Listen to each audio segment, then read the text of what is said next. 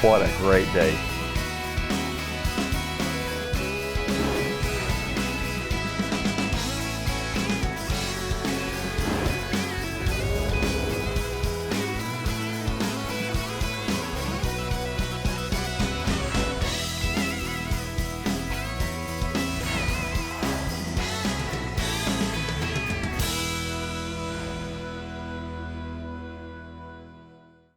Hi, I'm Joel Strickland, and today on Great Days in God's Country, it's all about the food. And if you think about it, it seems like every day gets scheduled somehow with food and meal times in mind. And it's pretty much the same thing for wildlife. All animals eat, most of them every day. And as a hunter, if I can know where and when they will eat, I can position myself accordingly.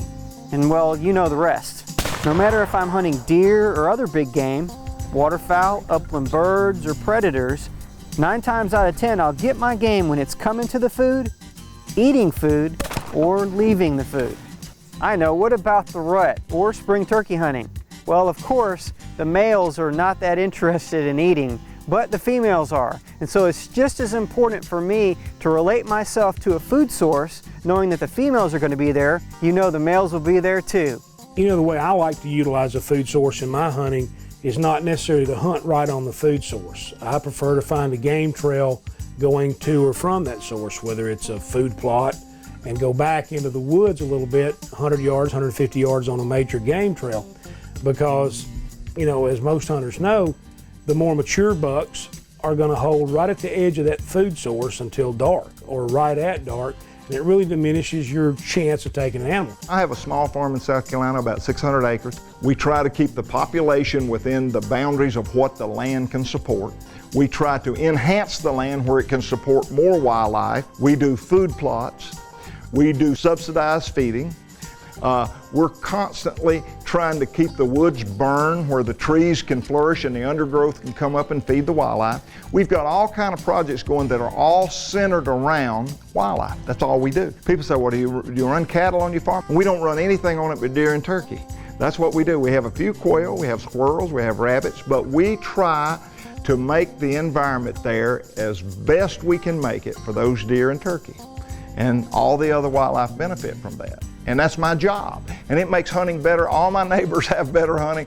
The public land's about a mile away. They have better hunting because we feed a lot of deer with summertime food plots. If you think about it, in the Corn Belt, Nebraska, Ohio, Illinois, Indiana, those deer have been eating corn since it first popped out of the ground in the spring.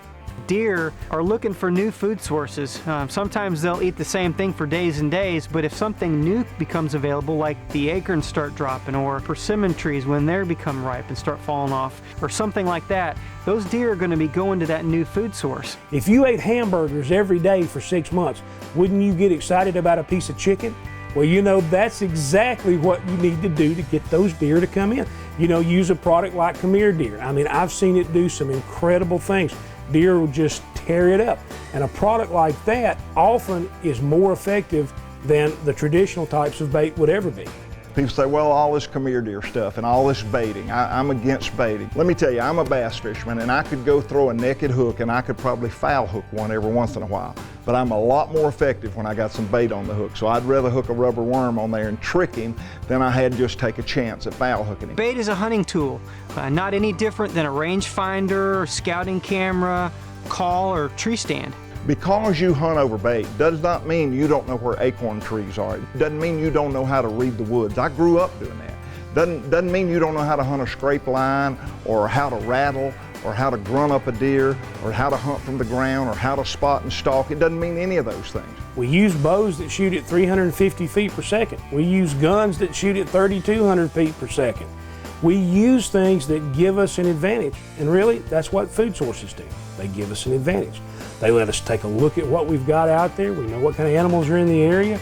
We let us pick the animal we want. Do we want to take a big fat doe, or do we want to take the biggest buck in the herd? Hunting is a personal goal. Hunting is a personal, between you and that deer, between you and that animal. It's not necessarily to give you acclimates for the rest of the world. It's between you and that animal. And so you police yourself and you do what's right and you do what's fair. Great Days in God's Country. Sponsored by Great Day, making great days in the outdoors. Wind floaters from Great Day are feather-light natural fibers that float along with wind currents, following every up or down draft, accurately tracing the wind's path. You can use them from ground level or from a tree stand. Whether in a strong wind or in that almost undetectable breeze, you'll know where to place your tree stand, know how high to hunt, and know how to time your shots. Look for wind floaters at your favorite retailer or at greatdayinc.com. It's the Power Loader from Great Day. Load your big buck, firewood, sacks of feed, or ice chests. The Power Loader turns a 2 or 3 man job into a single-handed task. At the push of a button, the patented telescopic lifting arms of the Power Loader moves loads up to 250 pounds from ground level to locked and loaded, ready for transport. Get the maximum benefit of your ATV with the amazing Power Loader from Great Day. Hi, I'm Chris Akin. This is Clay, and this is Captain Jack Sparrow, our new puppy. What we're going to be doing today, we're going to be working on getting him in the water. We're going to just kind of encourage him to come in on his own, just without us doing any kind of retrieving or anything. We're going to get out in the water and see if he'll want to stay with us. Then after he does that, we may even start throwing a few simple retrieves in the water and get him start retrieving in the water. All right, buddy. All right, buddy. Okay. Watch him swimming around. Look at him go. Hey, hey, hey, hey. Hup, hup, hup, hup, hup, hup, hup.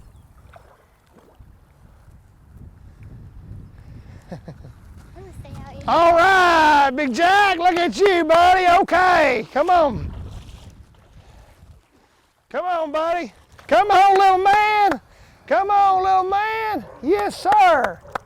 Woo! Good boy. Yes, sir. Good boy. Good boy. Hey, hey, you like that? Hey, hey, hey.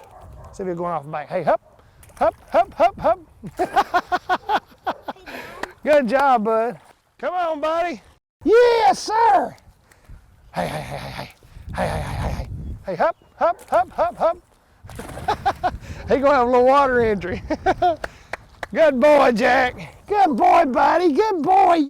You can tell Captain Jack had a big day. I mean, this is a huge day on a dog.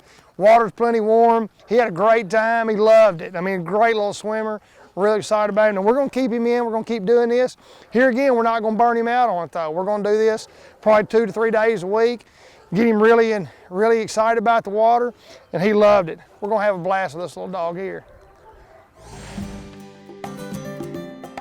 I think one of the best gifts God ever gave me was this piece of property in Kansas. As far as white-tailed deer hunting in that concentrated area, I think it's as good as there is in the world.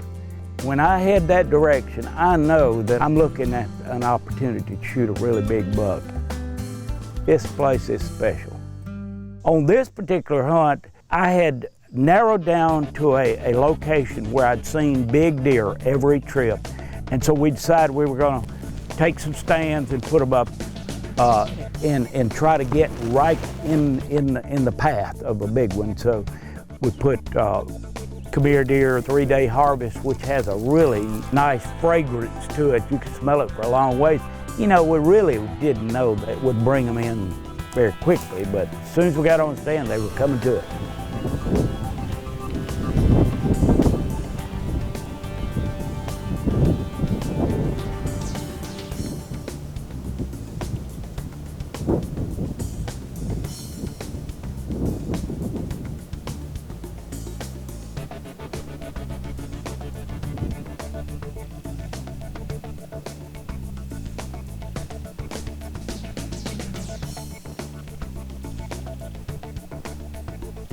We had a good many deer come in and not any that we wanted to shoot. We were sitting there and I heard something splashing in the creek. There's a deer in the creek. So I grabbed my binoculars and looked and I could see that it was a big deer in the creek. And all of a sudden, there he is. He just stood there and stood there and stood there. It was already getting dark. I mean, I was really concerned that We weren't going to have time to get a shot at this deer. We were losing light by the second, literally. You know, if he didn't move quickly to get out there and give me a shot, it wasn't going to happen. When he did move, he went to the come here deer and licked around on it a minute.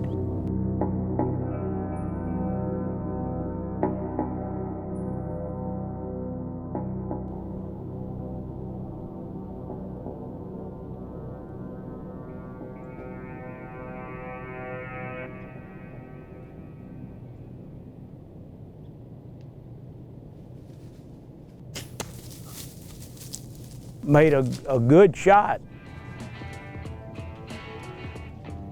As soon as the shot was over, we both realized it was too dark to try to recover him, so we just backed out and decided to go back and get him the next morning. Actually, the walk to the deer wasn't but about 30 to 40 yards. Look down there. Look down there. Man, look at that. What a deer. Woo! Goodness gracious.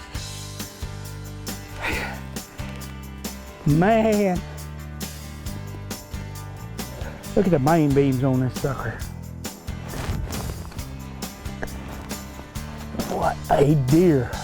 I would never believe we'd got a deer of this quality this quick, but we were using that 3-day harvest.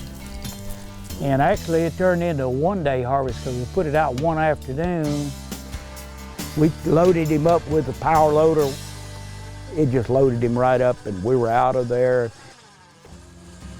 He was a brute. I look at the picture of him now and get excited. And that was another great day in God's country.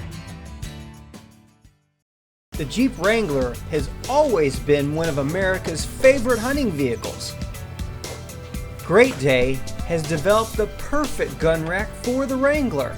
It's the Quick Draw overhead gun rack for Jeep Wranglers. The Quick Draw installs inside the front headliner, providing safe and protected transport. The Quick Draw holds 2 full-size guns in soft, foam-lined gun clips, held securely with handy Velcro straps. The Quick Draw gun rack expands out from 42 to 48 inches and locks in place to the Wrangler's side roll bar with Great Day's patented installation system. The Quick Draw is made of aircraft aluminum and installs in just seconds. The Quick Draw overhead gun rack for Jeep Wranglers. Another fantastic American-made product from Great Day.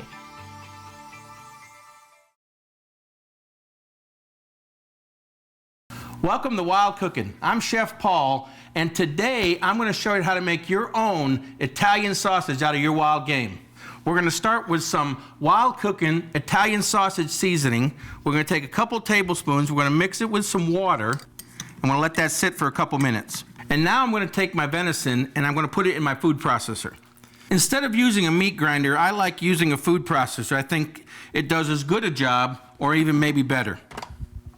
So here we go. We have our meat in our food processor. Lock the lid. And now we're going to pulse the meat to the grind that we want to come to.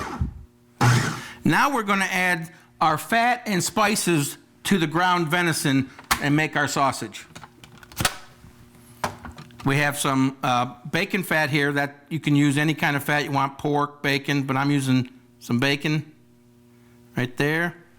And then I'm going to take the mixture of the Italian seasoning and add that to the venison.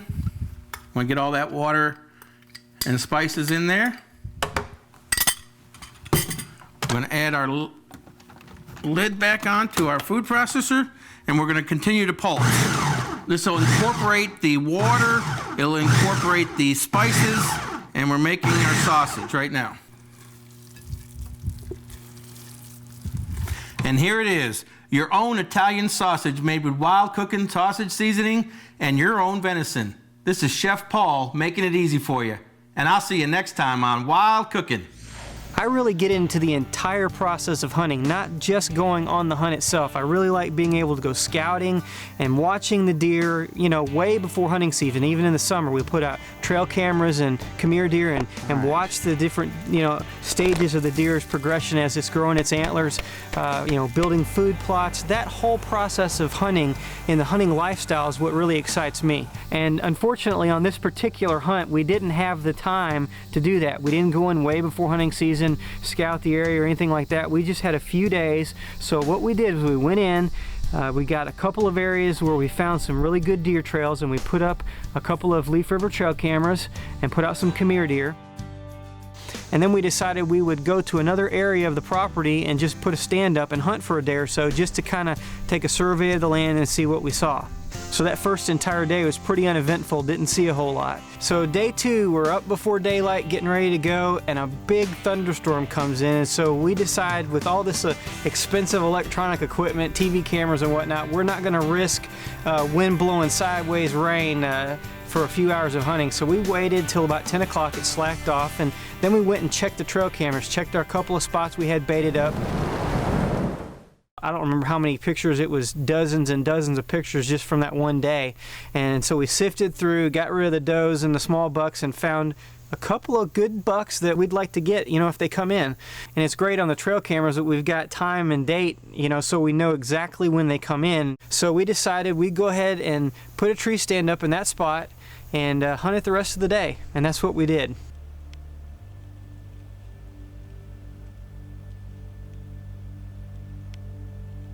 Well, after we'd been up in the stand for a couple of hours, I looked out through the woods and I noticed a tine kind of coming through, probably 60, 70 yards out.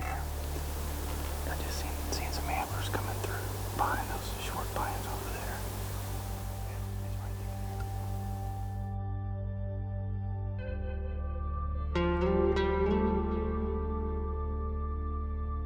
So that kind of got my blood pumping. It wasn't too long before he started kind of heading towards me, and there he was, slipping in to eat some of the come here deer.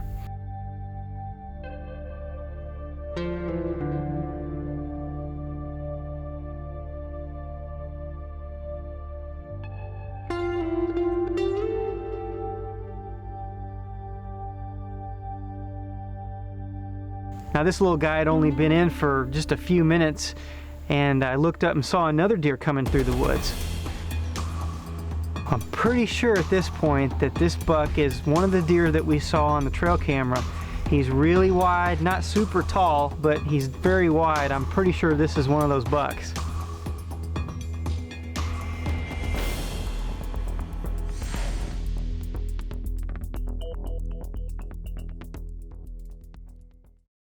Pretty bad at hunting deer. Attention hunters, the 3 CD set from Bad Bob and Jimmy. Over 30 tracks of hilarious, funny hunting songs. Songs like He's brown, he's down. And Got a brand new deer stand. And of course, 'Cause I hunt deer in posted places. get yours today at funnyhuntingsongs.com or call the number on your screen. That's funnyhuntingsongs.com. It's the Quick Draw overhead mounting system from Great Day, with models for your gun or bow to provide easy access and safe transport while in your UTV. The unique mounting system installs in minutes with no drilling or bolting. The bow model has 2 soft cushion cradles to stabilize your bow. The gun model employs soft rubber gun clips for handling 2 guns securely. Look for the Quick Draw UTV overhead gun rack or bow rack at your favorite retailer or at greatdayinc.com. Great Days in God's Country, sponsored by Great Day, making great days in the outdoors. Now this little guy had only been in for just a few minutes, and I looked up and saw another deer coming through the woods. I'm pretty sure at this point that this buck is one of the deer that we saw on the trail camera. He's really wide, not super tall, but he's very wide. I'm pretty sure this is one of those bucks.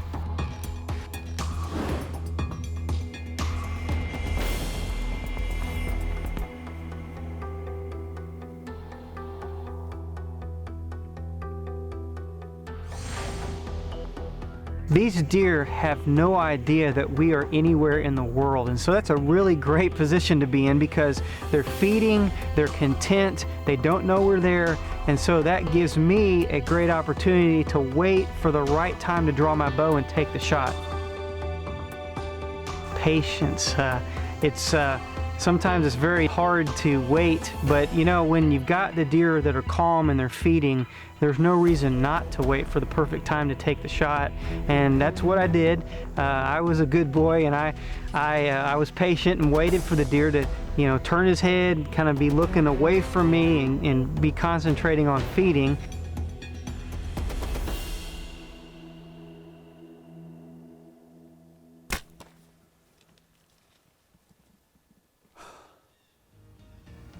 Got him. We're gonna give him just a little bit, and then we're gonna go take a look at him. That's a nice buck. So we jumped down, started looking for the deer. All right, let's take a look at this arrow. Covered with blood. Oh yeah. We'll go see if we can blood trail him before it gets dark on us. It's about to get dark on us now. It's kind of getting late on us. I'm gonna go back and get a flashlight and we'll see if we kind of go look for him. It doesn't matter how good a shot it looks like you've made. If you have to trail a deer more than 60 or 70 yards and you don't see him go down, you sometimes second guess what you did. And you know, the blood started getting a little bit less and a little bit less, and I started getting a little bit more frustrated and a little bit more worrisome. This is like bad with this soft, mushy ground. I mean, you can't see blood on this stuff for nothing. Is that some blood? No, that's sap too. Crud.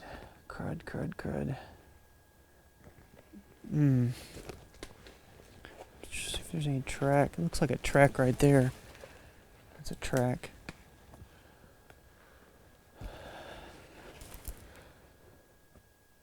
There he is.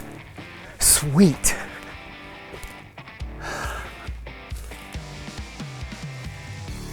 Yeah, he's dead. Sweet. Awesome. Awesome. Oh man, what a great deer. Wow, look how wide he is. Great brow tines too. I'm really excited. This is fantastic. And he was a deer that we got on a trail camera. We put some come here deer out in a spot a few days ago and got a couple of different deer that were coming pretty regular to the spot. And this was one of them. And he's such a great deer. I mean, very wide. Gosh, he's huge. I mean, this is a huge body deer. There's no telling how much this thing weighs. He's just huge. So we only had a short time to make this hunt happen, so we used our time wisely by finding a couple of good-looking spots, putting some come here deer and trail cameras out to scout the area, found the right spot after a few days, put up the tree stand, hunted, and got it done in a half a day. Now, it doesn't always work out that way, but it's so awesome when everything comes together. What a great day in God's country. Awesome buck. To me, a great day in God's country, it can really, truly be every day if you've got the right attitude about it. And I have found that my attitude toward how I face each day has a tremendous bearing on how my days go. That's so right, Paul. You know, every day is a gift, and those spent in God's country are extra special. Well, we're so glad that you joined us for this week's show, and we hope you'll join us next week for Great Days in God's Country. And by the way, you can follow us on Facebook.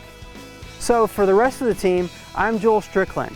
God bless, and make it a great day.